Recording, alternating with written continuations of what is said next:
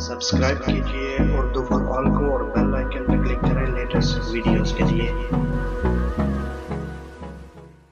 अस्सलाम वालेकुम दोस्तों, उर्दू फॉर ऑल चैनल में आप सबको खुशामदीद।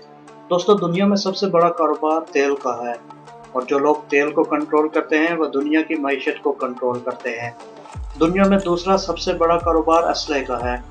इसका अंदाज़ा इस बात से लगाया जा सकता है कि दुनिया की सबसे बड़ी मईशत अमेरिका की कुल आमदन का 50% असले की फ़रोख्त से हासिल होता है। इसलिए ये बात इसके मुफाद में है कि दुनिया में मुसलसल जंगें जारी रहें। लेकिन बहुत कम लोग जानते होंगे कि दुनिया में तीसरा सबसे बड़ा कारोबार ड्रग्स का है। लोग इसके मुतालिक बहुत ज़्यादा इसलिए नहीं जानते कि यह गैर कानूनी तौर पर होता है और इसकी डॉक्यूमेंटेशन भी नहीं की जाती। अमेरिकन CIA दुनिया की सबसे बड़ी खुफिया एजेंसी है जिसके ऑपरेशन दुनिया भर में जारी रहते हैं, जिन पर बेपनाह अखराजात आते हैं।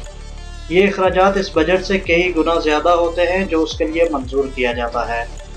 याद रखिए कि अमेरिकन CIA अपने 90% अखराजात ड्रग्स के कारोबार से पूरी करती है। दुनिया में 2 खित्ते ऐसे हैं जहां सबसे ज़्यादा ड्रग्स पैदा होती है। एक चीन के करीब म्यांमार और थाईलैंड वगैरह का इलाका है जिसको गोल्डन ट्रायंगल कहा जाता है और किसी दौर में दुनिया में सबसे ज़्यादा अफीम पैदा करने वाला खित्ता था। दूसरा खित्ता जिसको आजकल गोल्डन क्रेसेंट कहा जाता है वो अफगानिस्तान का इलाका है जहां दुनिया की तकरीबन 90% से ज़्यादा अफीम और हेरोइन पैदा की जाती है। इनमें से अक्सर इन इलाकों में पैदा की जाती है जहां अमेरिकन का कंट्रोल होता है और अमेरिकन आर्मी के लोग खुलेआम ये कहते हुए पाए जाते हैं कि हम अफीम की काश्त को महफूज बनाने आए हैं।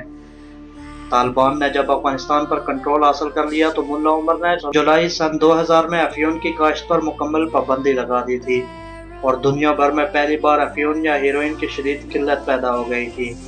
अमेरिकन हमले के बाद अफगानिस्तान में अफीम की काश्त में रिकॉर्ड इजाफा हुआ और कहा जाता है कि इस अरसे में CIA ने इतने कमाए कि जब अमेरिका में बैंक दिवालिया होने लगे तो CIA ने ड्रग्स के जरिए कमाए गए पैसों से इन बैंकों को सहारा दिया। बहुत कम लोगों को पता होगा कि नेटो के कंटेनर्स में टनों के हिसाब से एसिटिक एनहाइड्राइड नामी केमिकल अफगानिस्तान जाता है और आज तक किसी ने यह सवाल करने की जरूरत नहीं की कि आखिर इस केमिकल को अफगानिस्तान में किस मकसद के लिए इस्तेमाल किया जाता है। एसिटिक एनहाइड्राइड वो केमिकल है जो अफीम को हेरोइन बनाता है। कहा जाता है कि CIA ने कुछ लोगों को इस काम के लिए अपना फ्रंटमैन बना रखा है। हामिद करज़ई के भाई वली करज़ई इनमें से एक है जिनके बारे में अंदाज़ा है कि अगर गैर कानूनी दौलत की कोई रैंकिंग हो तो शायद वो दुनिया के अमीर तरीन शख्स हों। अमेरिका के अफगानिस्तान पर हमले की बहुत सी वजूहात में से एक बड़ी वजह हेरोइन के इस कारोबार का कंट्रोल दोबारा हासिल करना था जिस पर CIA चलती है।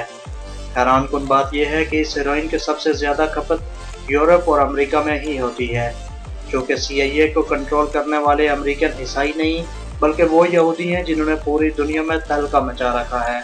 इसलिए इनको इस बात की कोई परवाह नहीं कि इस हेरोइन से मरने वाले कौन हैं, ईसाई हैं या मुसलमान हैं। उम्मीद करता हूँ फ्रेंड्स आपको ये मालूमाती वीडियो ज़रूर अच्छी लगी होगी।